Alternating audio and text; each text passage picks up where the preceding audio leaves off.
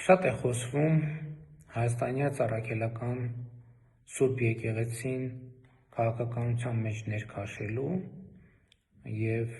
հենց եկեղեցու կողմից քաղաքական գործունեություն ծավալելու անթույլատրելիության մասին։ Սրա շուրջ ըստ էության Հայաստանի հանրության շրջանում կա ըմբռնում, եթե չասենք կոնսենսուս կամ կոնսենսուս մինուս մի քանիսը, բայց այս կետից մեկ ուրիշ հարց է ծագում. արդյոք հայաստանյաց առաքելական Սուրբ եկեղեցին պետք է առնչություն ունենա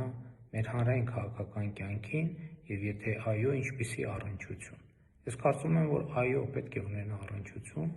և եկեղեցին պետք է լինի այն տարածքը, որտեղ մարդիկ դադարում են լինել ընդդիմադիր կամ պրոկառավարական, որտեղ նույնիսկ ամենասուր քաղաքական հակառակորդները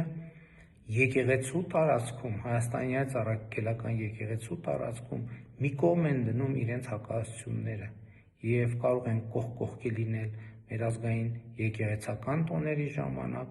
կողք կողքի մասնակցել պատարագի, կողք կողքի աղոթք հղել առ Աստված, իրար հետ կողք կողքի հաղորդություն ընդունել և կողք կողքի հաղորդակցվել մեր Տեր և Փրկիչ Հիսուս Քրիստոսին։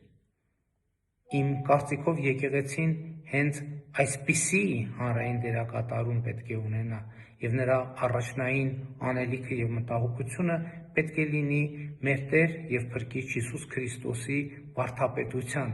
իրական կյանքում նրա դավանած արժեքների տարածման հարցը։ Ահա թե ինչպես եմ պատկերացնում հայաստանյաց առաքելական Սուրբ եկեղեցու